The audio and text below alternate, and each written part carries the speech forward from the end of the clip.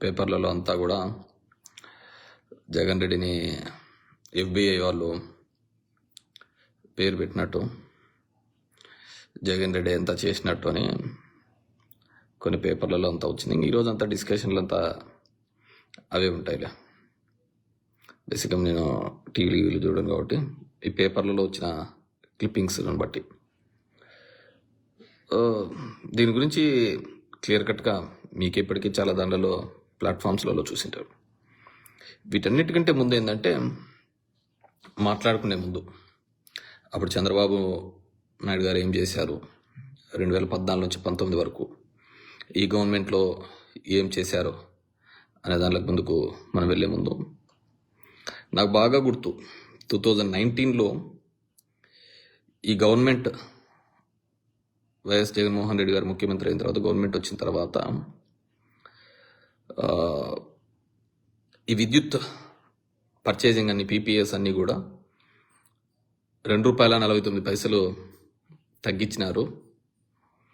తగ్గియాలి, మేమంత భారం మొయ్యలేము, మాకు సంవత్సరానికి ఇట్లా 3,000 కోట్ల దాకా పెరుగుతుంది, అదనపు భారం అవుతుంది, అవన్నీ తగ్గించాలి అని చెప్పేసి జగన్మోహన్ రెడ్డి గారు ఒక నిర్ణయం తీసుకున్న తర్వాత నాకు తెలిసి ఆల్ పేపర్స్లలో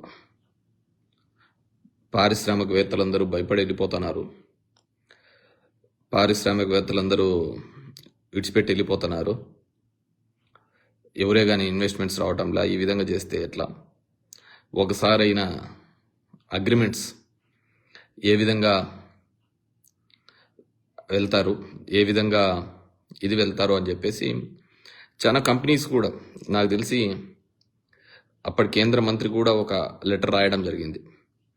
ఆల్రెడీ మీరు PPAs అయినారు కదా పోయిన ప్రభుత్వంలో, వాటిని తగ్గిమని ఎలా అడుగుతారు అని చెప్పేసి వాళ్ళు కూడా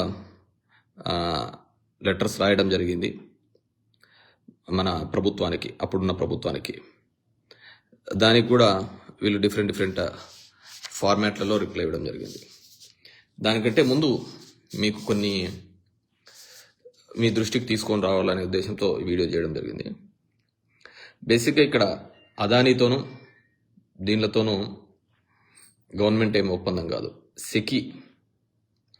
సెకి అంటే సోలార్ ఎనర్జీ కార్పొరేషన్ ఆఫ్ ఇండియాతో గవర్నమెంట్, ఏపీ గవర్నమెంట్ అనేది అగ్రిమెంట్ కావడం జరిగింది. సెకి అనేది కేంద్ర విద్యుత్ శాఖ ఆధ్వర్యంలో ఒకటి నడుస్తూ ఉంటుంది. ఈ గవర్నమెంట్కు సంబంధించిన ఒప్పందాలన్నీ కూడా దానిలో అవుతుంటుంది, పవర్ కొనుక్కోవడం కానీ ఇవన్నీ. అదానితో ఎటువంటి ఒప్పందము కాలేదు. అన్నిటికంటే ముందు ఏంటంటే 2014 నుంచి 19 మధ్యలో సగటున యావరేజ్గా చంద్రబాబు నాయుడు గారు ₹5.10 పర్ యూనిట్కి అగ్రిమెంట్ కావడం జరిగింది. కానీ మన జగన్ రెడ్డి అంతా ఇదైపోతుందనే ఉద్దేశంతో ఎక్కువగా కంపెనీస్ తెలిసిన ₹2.49, అంటే నియర్లీ హాఫ్ ఆఫ్ ది ప్రైస్కి ఇవన్నీ స్టేట్ మీద ఎక్కువగా పడతా ఉంటాయి. సో ఇవన్నీ కూడా మాకు బర్డన్ అవుతుంది అనే ఉద్దేశంతో ఆయన చేపించడం జరిగింది, అగ్రిమెంట్ కావడం జరిగింది. సో ఇది ఇక్కడికి సంబంధించిన ఇది. దీనికి సంబంధించిన చేస్తే 2015 నుంచి ఎన్ని విండ్ వాళ్ళు 91 అయినారు, 3,494, ఇవన్నీ టెక్నికల్ ఆస్పెక్ట్స్, మనకు పెద్ద అవసరం లేని ఇది అనమాట. కానీ చంద్రబాబు నాయుడు గారు అప్పట్లో సోలార్ దానికైతే ₹6.99 కూడా అయిన సందర్భం ఉంది, ₹6.99 కూడా. కానీ జగన్మోహన్ రెడ్డి వచ్చిన తర్వాత బాగా తగ్గించడం జరిగింది. నేను అన్నిటికంటే ముఖ్యంగా దీన్ని చెప్పేది ఏంటంటే, మా లోకల్గా మా మున్సిపాలిటీస్లలో కూడా ఆ గవర్నమెంట్లో కరెంటు బిల్లులు ఇవన్నీ కూడా ఒక 20 కోట్ల దాకా కూడా పేరుకుపోయిన సందర్భంలోనే మేము ఎప్పుడు ఈ గవర్నమెంట్ దట్ ఈస్ 19 to 24 మధ్యలో చూసినప్పుడు 15th ఫైనాన్స్ డబ్బులు కావచ్చు, ఇవన్నీ కూడా ఈ డిస్కమ్స్కి దీనిలకు ఎలక్ట్రిసిటీ దానిలో కానీ డబ్బులన్నీ ఫస్ట్ కట్ చేస్తా పోయేది.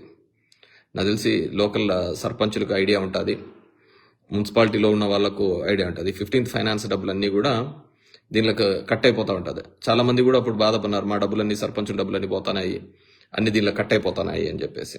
అదేంటంటే పాపము ఆ రోజు చంద్రబాబు నాయుడు గారు చేసిన ఈ అప్పులు దగ్గర దగ్గర వీళ్ళైన అగ్రిమెంట్స్ ఇవన్నీ చూస్తే 26,000 కోట్ల రూపాయలకు సంబంధించిన అగ్రిమెంట్స్ అన్నిటికీ కూడా వీళ్ళు కావడం జరిగింది.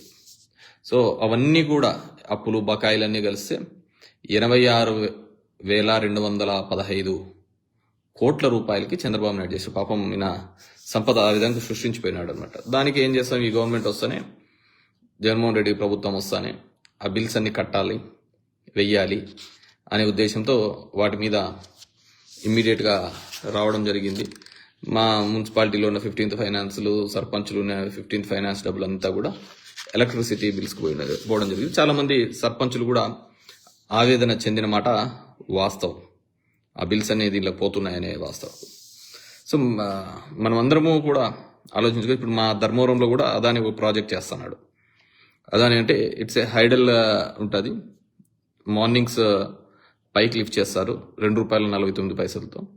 పీక్ టైంలో హైడల్ ద్వారా కిందికి ఇస్తారు. ఇప్పుడు కర్నూలులో స్టార్ట్ అయింది, మాకు స్టార్ట్ అయింది. నో డౌట్ నేను అదాని గొప్ప వ్యక్తి, దేశాన్ని ఉద్ధరించినాడు అని నేను చెప్పను, కానీ ఆయన ప్రాజెక్ట్స్ అన్నీ కూడా ఈ విధంగా చేసుకుంటూ పోవడం జరిగిందనమాట. సో నిన్నటి కథనం ప్రకారం దగ్గర దగ్గర ఇన్ని వేల కోట్ల రూపాయలకు దానికి సంబంధించి దానికి సంబంధించి డబ్బులు బ్రైబ్ చేసినట్టు, అది జగన్మోహన్ రెడ్డి కొంతమంది ఆఫీసర్లకు లంచం ఇచ్చినట్టు. ఇక్కడ మనం అందరం ఆలోచించాల్సిన లాజిక్ ఏంటంటే, ఎప్పుడైనా కానీ ₹5, 10 నుంచి ₹2.49 తగ్గిస్తే కంపెనీకి లాస్ అవుతుంది. కంపెనీకి లాస్ అయినప్పుడు వాడు డబ్బులు ఎందుకు ఇస్తాడు? కంపెనీకి ఏదైనా కానీ లాభం వచ్చే విధంగా చేస్తే, ఆ ₹5 ₹8 చేసినాడు అనుకో, ఖచ్చితంగా ప్రభుత్వానికే నష్టం వచ్చే విధంగా చేసినాడు, కంపెనీకి లాభం వచ్చే విధంగా చేసినాడు. కాబట్టి జగన్మోహన్ రెడ్డికి లంచం ఇచ్చింటారు అంటే ఒక రీజన్ ఉంటుంది. కాబట్టి ఆ విధంగా ఎక్కడ జరగలేదు. ఇంకా ఈయన సగానికి సగం తగ్గించినాడు అంటే ఆ కంపెనీ ఇంతకుముందు అయిన అగ్రిమెంట్స్ కూడా చాలామంది కోర్టుకు పోయినారు. ఐ రిమెంబర్, లీగల్గా కూడా చాలా మంది కోర్టుకు పోయినారు.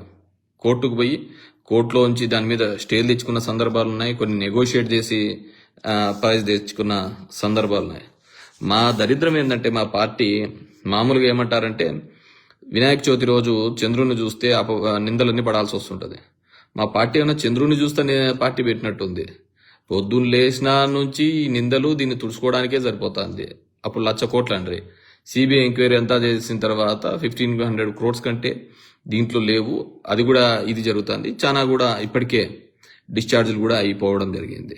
ఎంతంటే ఇవి మోయడానికి మా దరిద్రం అంతా కూడా, మేమంతా మా పార్టీని నడపడానికి సరిపోయే పరిస్థితికి వస్తుంది వీళ్ళు చేసే ఇది. ఇప్పుడు చూస్తున్నాం కదా. ఇప్పుడు ఇదే పేపర్లో ఈరోజు ఏం రాసినారు, 2,76,333 కోట్ల రూపాయలు అదాని ఇన్వెస్ట్మెంట్ పెట్టినారు అని చెప్పినారు. అంతకుముందు ఏం చెప్పారు, అసలు పరిశ్రమలే రాలేదు, పరిశ్రమలే ఇక్కడ లేవు, మొత్తం అందరు పారిపోయినారు అన్నారు.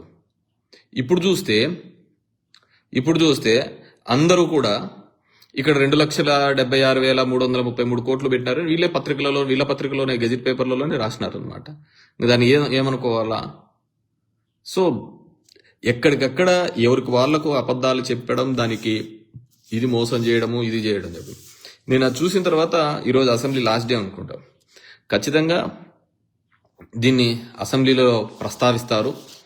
అసెంబ్లీలో ఖచ్చితంగా చంద్రబాబు నాయుడు మాట్లాడి, ఎందుకంటే కింద పైన ఎన్డీఏ కూటమి ప్రభుత్వమే ఉంది, ఆ ప్రభుత్వమే ఉంది కాబట్టి ఖచ్చితంగా దీన్ని సిబిఐ ఎంక్వైరీ వేస్తారు. సో సిబిఐ ఎంక్వైరీ చేస్తారు, అడుగుతాడు, డిమాండ్ చేస్తాడు అంటున్నాను. మరి ఎందుకు డిమాండ్ చేయలేదో అడుగుతాను. ఖచ్చితంగా ఇది ఒక మంచి ఛాన్స్ చంద్రబాబు నాయుడు గారికి. అదానీ మీద గతంలో ఇంతకుముందు అయిన ఒప్పందాల మీద ఈయన మీరు చెప్పిన 2,000 కోట్లు 1,700 కోట్లు ఏమైనా జరిగి ఉంటే సిబిఐ ఎంక్వైరీ కోరండి. ఎందుకంటే ప్రజాధనం ఊరికనే మనం ఎందుకు వదిలిపెట్టాలా? కాబట్టి ఖచ్చితంగా మీరు సిబిఐ ఎంక్వైరీ అడగాలి. మోడీ సిబిఐ ఎంక్వైరీ వేయాలి, వేసి ఆ ఎంక్వైరీలో ఈ విధంగా ఇచ్చినారనే విషయం కూడా తేలాలి. పాపం ఎప్పుడు మాట్లాడే వాళ్ళు ఇప్పుడు మాట్లాడటంలే అది సిబిఐ ఎంక్వైరీ గురించి. ఎందుకంటే ఇది కూడా ఒక లడ్డు కహాని లాగానే అయిపోయింది అనమాట. అది చెప్తున్నాను కదా, మా పార్టీకి నిందలు మోయడము, దాన్ని గడుక్కోవడము, ఇంట్లో నుంచి అందరూ వేయడమే, అందరూ ఈ నిందలు వేయడం, అది ఇది చేయడము, దాని గురించి మాట్లాడడము, ఇదే సరిపోతుంది. ఎందుకంటే మా మా మా- మా దరిద్రాలు అట్లా ఉన్నాయన్నమాట. వాళ్ళు వేసిన నిందలు కడుక్కోవడానికి, ఆ బురదను దుడుచుకోవడానికే సరిపోయే పరిస్థితులు ఉన్నాయన్నమాట. గొడవ మేబీ.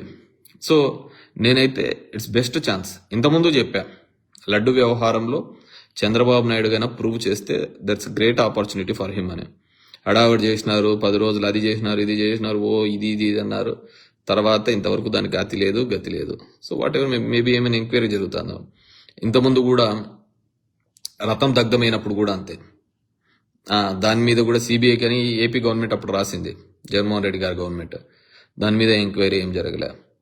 సో ఇట్లాంటివన్నీ ఇప్పుడు ఈ మధ్యన చూడండి, ఎలక్ట్రిసిటీకి సంబంధించి 18,000 కోట్ల రూపాయలు భారం వేసినారు. మనం ఏమన్నా అడుగుతానమ్మా?